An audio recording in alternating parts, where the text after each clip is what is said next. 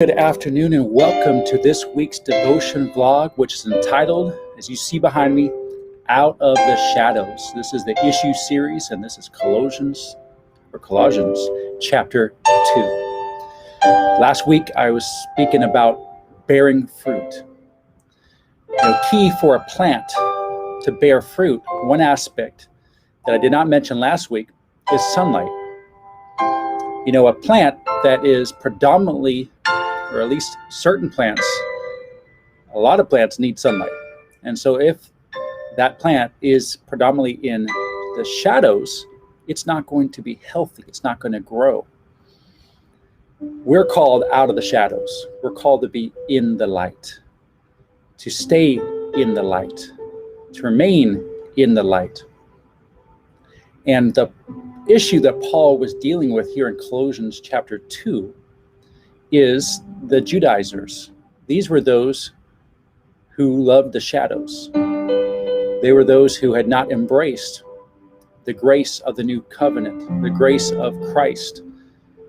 They were those who still practiced the law and wanted to spread that law to all the new churches that were arising. So when Paul would come and minister, or other Christians would plant churches, they would now follow and say, now you got to do this as well. You got to do that as well.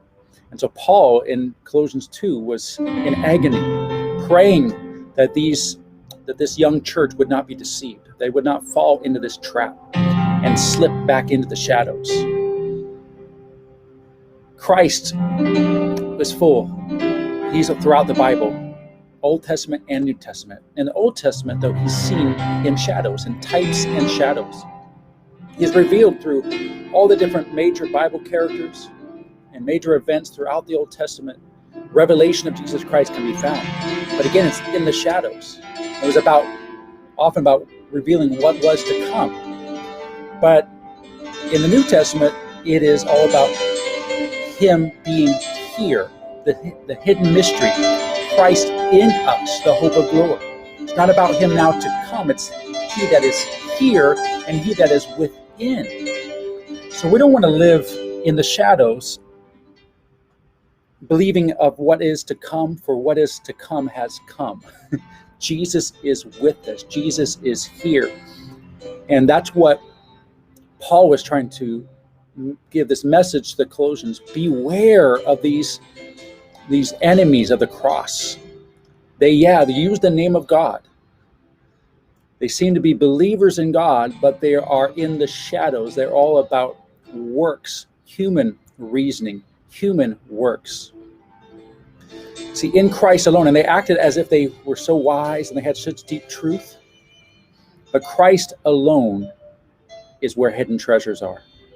In Christ alone is how we experience the fullness of God. In Christ alone, we become complete. That's the message here in Colossians, that only in Christ can we be complete. Anywhere apart from Christ, we're incomplete. So any religion, anything that's taught that doesn't lead us to a deeper relationship with Christ is a false teaching. It's incomplete. It may have a form of godliness, but it denies the very power thereof. Christ is the power that we all need. He alone completes us. Do you remember when you lived apart from Christ? When life was so unsure, uncertain, incomplete? Christ came to give us surety, to give us certainty, to give us completeness. We are complete in him. He's all we need. We don't need to look elsewhere. We don't want to be lost in the shadows. So it also says here in Colossians that our roots need to go down deep. How is your roots? How deep are you in Christ? We should be so deep that nothing moves us. Nothing shakes us. We're free of worry. We're free of stress because we trust in the Lord in everything. We know that our name is written in the book of life. We have confidence in our eternity. And so we are full of faith and full of hope because we are in Christ. We're under the sun. Anything apart from the sun, in the darkness, we are blind. We cannot see. I once couldn't see, and I don't want to ever go back there again. I don't like being blind. I don't like tripping and falling all the time, falling from one sin trap into the next sin trap. Now that I see, I want to remain seeing. I want to stay out of the shadows and in the light. So that's my encouragement for each of you, to step out of darkness. Only in the sun can we truly see. Anything that we do outside of the sun is dead works. It's fruitless. It's meaningless. These were things that had its value in the old age, but we're in a new age. We're in a new covenant. So why would we get caught up in, as it says here, in celebrating the Sabbaths and the new moons and all the feasts and all the things that pointed to Christ when we have Christ?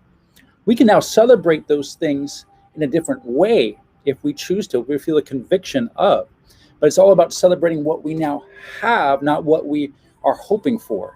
For we got it. We got all that we need. We are complete in Christ. And so what we need to do every day, we all love the summer. Some of you love to go out and sunbathe. That needs to be our lifestyle. Not just in the summer, all the time. Sunbathing.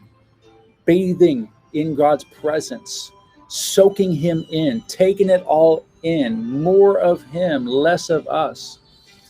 The more we soak him in, the more we become like him, letting his rays just pour into us and be absorbed in that sun. That's how we're transformed. That's how we come out of darkness. In the shadows, you are always stuck in sin. But in the sun, you break out of sin. You break out of the power of sin. You become like Christ. Christ lived a sinless life. And now in Christ, we can live free from sin. We can do all the religious dead works and we'll still be bound in sin. See, these Judaizers, they love to take credit for their so-called holiness, but they were in the shadows. The true self couldn't be seen. People love to be hidden. They love to keep their sin hidden and act as if they're religious and act as if they're righteous. But apart from Christ, our righteousness is as filthy rags. There is no good works in the shadows. Only in the sun do we come alive. Only in the sun does our works reflect God and his kingdom. So my charge for each of you is to bathe night and day in God's presence. Don't come out of it. Remain in the light and be transformed by the light from glory to glory. It's so awesome to be changed by God and to see our lives progress every day, becoming more like him. As we become more like him, we gain more of his peace, more of his joy, more of his love, more of his power, more of all that he is, complete in him. Hope this devotion vlog has encouraged you today.